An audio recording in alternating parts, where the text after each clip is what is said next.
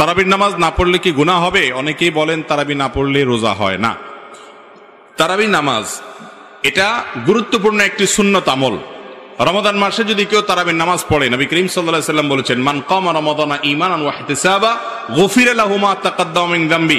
যে ব্যক্তি রমজানের রাতের বেলা দাঁড়িয়ে তারাবির নামাজ আদায় করবে, তার পেছনের সমস্ত গুনাহ খাতা আল্লাহ তাআলা মাফ করে দিবেন। অতএব তারাবি নামাজ পড়তে চেষ্টা করা উচিত। কিন্তু কোনো কারণে যদি কেউ তারাবি নামাজ না পড়েন, তার কারণে তার রোজা হবে না, এমন কোনো কথা পৃথিবীর কোনো আলেম, কোনো ফকি বলেন নাই। অতএব যদি কেউ তারাবি পড়তে নাও পারেন, রোজা তাকে অবশ্যই রাখতে হবে। তারাবি মিস হলে গুনাহ হবে না, বড় গুনাহ কবিরা গুনাহ হবে না, কিন্তু রমজানের রোজা মিস হলে কবিরা গুনাহ হবে। অতএব তারাবি নামাজ এটা আমাদের আদায় করা উচিত। এটা যদি ছুটে যায় কোনো কারণে, হঠাৎ কোনো একদিন একা একা পড়ে নেব।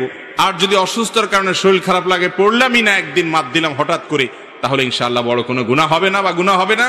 কিন্তু অলসতা করে যদি আমি বাদ দেই, তাহলে সেটা অবশ্যই ক্ষতির কারণ।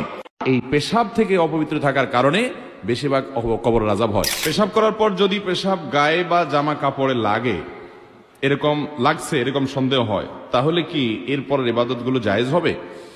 দেখেন, পেশাব করার পর সুইয়ের আগায় যে পরিমাণ পানি থাকে, সুই আছে না, সুইয়ের মাথায় যেরকম পানি থাকে, ওইরকম ছোট ছোট ছিটা আসে না কিছু, এগুলো যদি আসে 2-4-5টা বা এরকম ছিটা যদি আসে আপনার কাপড়ের শরীরে, নাপাক হবে না। এটার কারণে নাপাক, এটার কারণে অহেতুক পেরেশান হবে না। তবে এগুলোর যেন না আসে তার জন্য সতর্ক থাকতে হবে। কারণ ফাইন্না আম্মাতা আযাবিল কবরি মিনহু, নবী সাল্লাল্লাহু আলাইহি ওয়াসাল্লাম বলেছেন, ইস্তানজিহু মিনাল বাউল, পেশাব থেকে তোমরা বেঁচে থাকবে, সতর্ক থাকবা। কারণ বেশিরভাগ কবরের আযাব পেশাব থেকে অসতর্ক থাকার কারণে এবং চগলখুরি একজনের কাছে আরেকজনের কাছে লাগানোর জন্য, সবার কাছে যায় ভালো থাকে, পিছনে বদনামি করে, এই চরিত্রের কারণে আর এই পেশাব থেকে অপবিত্র থাকার কারণে বেশিরভাগ কবরের আযাব হয়। এই জন্য পেশাবের ফোঁটা থেকে বাঁচে থাকার চেষ্টা করবেন। দাঁড়ায় যদি সরসর করে পেশাব করে দেন, তাহলে ছিটা বেশি আসবে।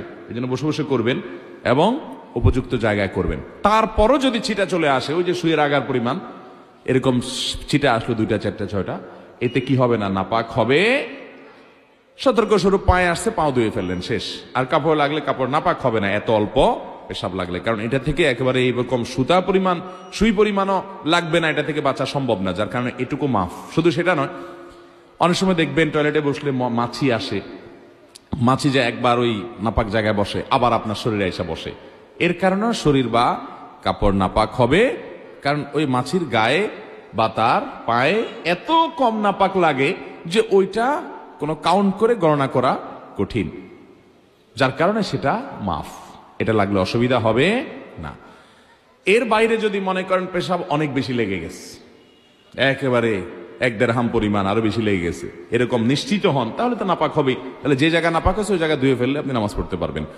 আবার অনেকের আছে লাগে নাই কিন্তু তার সন্দেহ হয়েছে, যেমন প্রশ্ন যিনি করছেন উনি, অনেকের আছে এটাকে বলা হয় সূচিবায়ুর রোগী, আছে না এই রোগ, যে লাগছে মনে হয়, এই মনে হয় দিয়া নাপাক হবে না, এই মনে হয় কোনো বেল নাই, এটার পাত্তা দেওয়া যাবে না। এরকম সন্দেহ রোগের কারণে অনেকে দেখবেন ওযু করতে আধা ঘন্টা সময় লাগে, আছে না নাই? ওযু করতে আধা ঘন্টা সময় লাগে কেন? তার সন্দেহ হয় মনে হয় একটু শুকনা রয়ে গেছে।